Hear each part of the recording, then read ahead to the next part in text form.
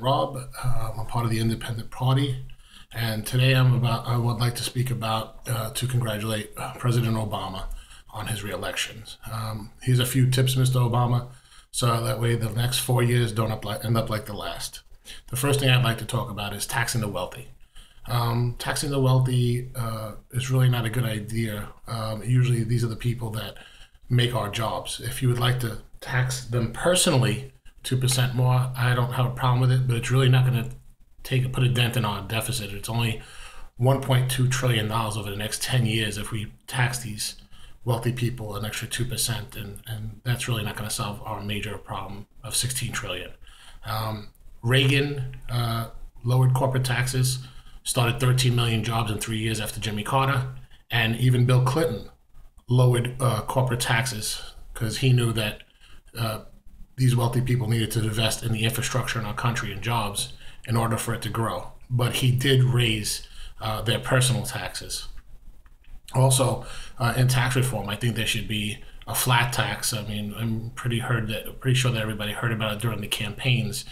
Flat tax, meaning no matter if you make $10 or $10 million, everybody pays the same exact rate, and there is no deductions or loopholes. That way, it could be truly fair. The next thing I would like to discuss is the mandate on Obamacare. It's really killing small business, and small business makes up more than 80% of our jobs in this country. Walmart just announced that they're going to cut their workforce 36% when the mandate starts January 1st. And jobs like Applebee's and some of these restaurants like Red Lobster are cutting 20 million employees from full-time to part-time work. And that's not really the way to boost economy when people have less money. The other thing that I think that you're going to do anyway, but I'll just let you know, is that you should sign the pipeline deal from Canada. It'll bring incentives for oil prices to go down. I think you will sign it. I think you were just waiting for the environmental vote after the election, which you obviously got, and now you probably will sign it. You were just making sure that you got those votes in before the election. Obviously, it was very close. Also, you should send more permits to allow people to drill on federal land. During the Bush administration, prices of gas was over $3 a barrel. $3 a gallon, and when the barrels were like 110, 120 a barrel. Now the barrels are $85 a gallon, and we're close to $5 a gallon. So that's a huge difference. Speculation is horrible, and you could tell because after you got elected, Mr. President, the next day the stock market had dropped 313 points. It went down to 13,000 for the first time in years. The second thing is I would actually give tax breaks to companies that are overseas now that are going to come back. I'm just using Apple. Apple has a subsidiary company called Foxconn that employs somewhere between 7,000 and 10,000 employees in China. Maybe we should call Apple and say if Foxconn can come work here, and if they employ the same amount of employees, we'll give an extra 2% tax break for the next 10 years. So that way they'll give an incentive to bring 10,000 more jobs back to the United States.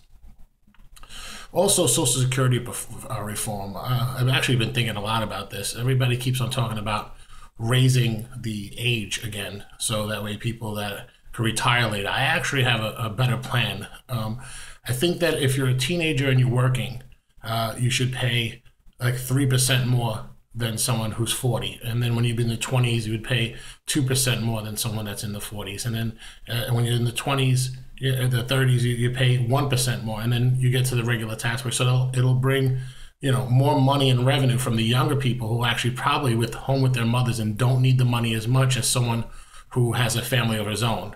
Just something to think about. Also, back to these entitlement programs. Obviously, by now they really frustrate me. The one thing that I got to tell you is that if you're going to raise taxes 2% on the wealthy and try to tax the middle class with the Obamacare thing, what I think you should do is actually look into the entitlement programs, especially on the East Coast. There's a lot of fraud in there. You could probably save millions of dollars if you start looking at people who are working off the books, using somebody else's social security number.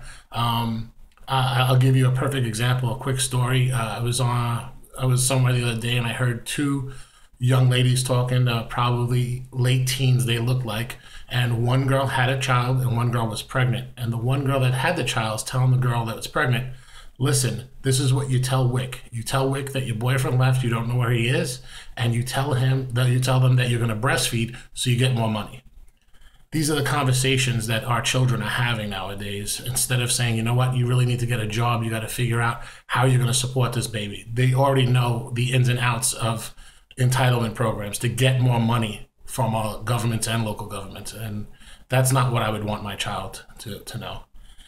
The other thing, which is the biggest thing, I think, is the TOP bill. TOP was sent out so that way it was a bailout for these companies and stuff like that. Supposedly most companies, according to the news and some research that I've done, has paid a lot of the money back. But now the government's just sitting on that money like it's a slush fund. So if they need something, they just pull from there. They should close down TARP and close down that slush fund and take that money and send it directly to the deficit.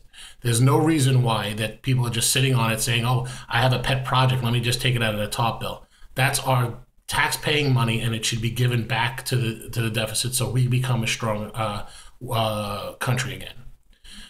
Thank you very much for your time. Once again, don't vote parties, vote people. Thank you for your time.